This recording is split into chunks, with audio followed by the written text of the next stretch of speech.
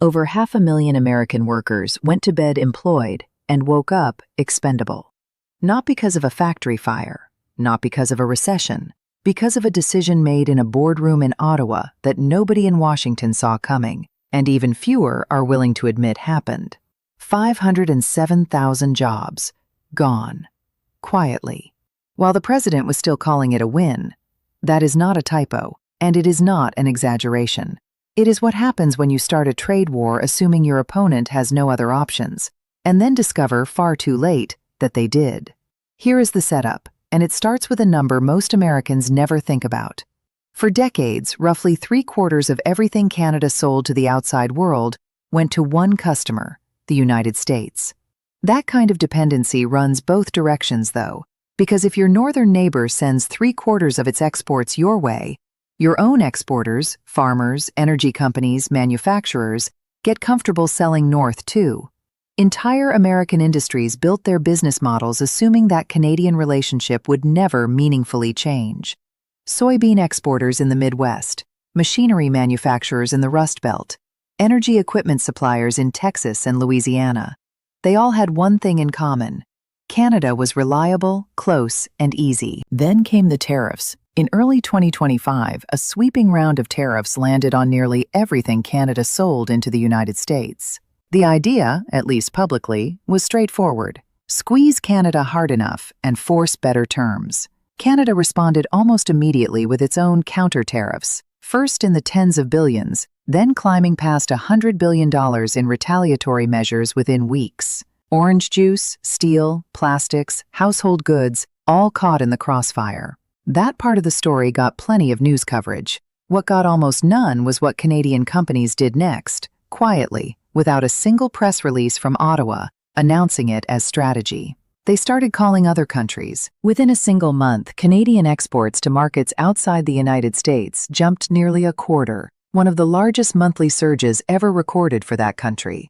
At the exact same time, Canadian exports into the United States dropped by the largest margin since the pandemic. Two numbers, moving in opposite directions, and almost nobody outside a handful of trade economists connected what that actually meant for American workers. It meant Canadian buyers who used to purchase American soybeans, American machinery, American energy equipment, were being replaced by buyers in Europe and Asia, not because those buyers were better, but because Canada suddenly needed options that didn't run through Washington. By the end of the year, the full picture became impossible to ignore, if you knew where to look. Canada's exports to non-American markets hit a record for the entire year, up double digits. The American share of Canadian trade fell to its lowest level in roughly 40 years. Gold shipments to London alone reportedly topped tens of billions of dollars, a market that barely registered as a talking point before the trade war started. Oil that used to flow almost exclusively south began moving west through expanded pipeline capacity toward buyers in Asia who had never had reliable access to Canadian crude before.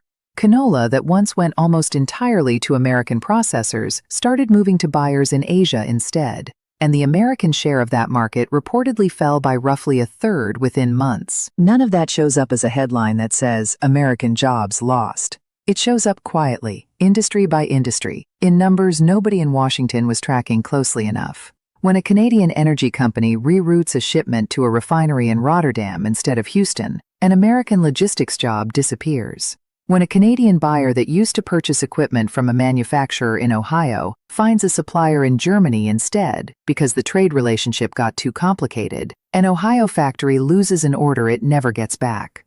When agricultural cooperatives in the Midwest lose a longtime Canadian buyer to a competitor in Brazil or Argentina who stepped in during the chaos, that contract rarely returns even after the politics cool down. This is where the 507,000 number comes in, and it deserves to be laid out honestly rather than treated as just a shocking headline.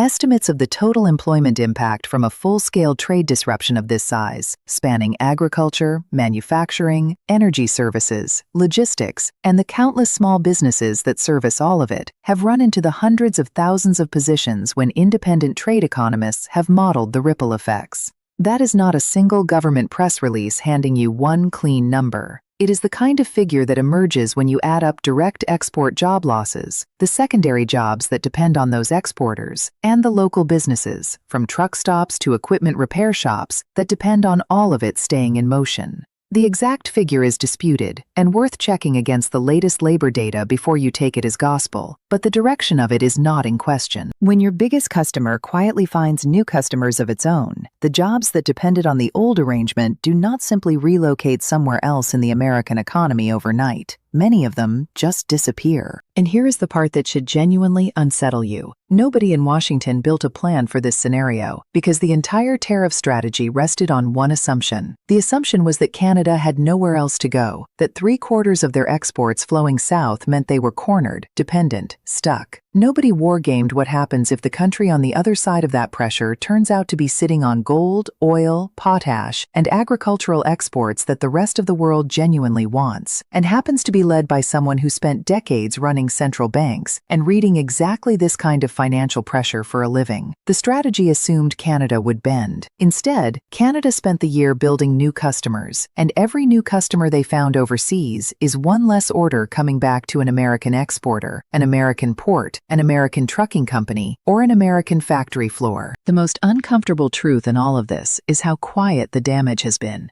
There was no single day where a factory whistle blew and 500,000 people were handed pink slips in the same afternoon. It happened contract by contract, shipment by shipment, spread across hundreds of towns most of the country will never hear named on the news. A soybean cooperative in Iowa loses a standing order. A machine parts supplier outside Cleveland gets told their Canadian client found a cheaper option in Poland.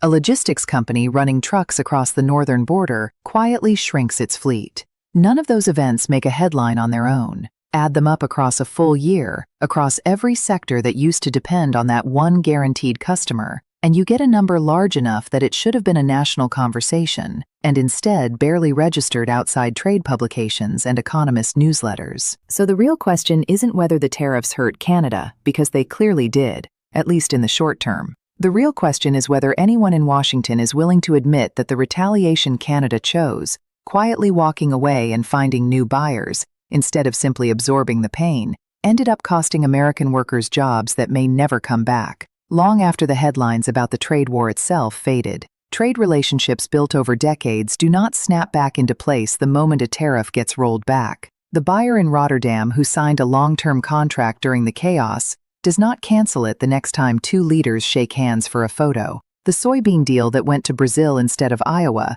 does not automatically come home. If the numbers hold up the way early trade data suggests, this may end up being one of the more expensive miscalculations in recent American trade policy. Not because of what it did to Canada, but because of what it quietly did to workers back home. Workers nobody in Washington has fully accounted for yet. The full scope of that number is still coming into focus, and depending on how the next year of trade data shapes up, it may turn out that this was only the beginning.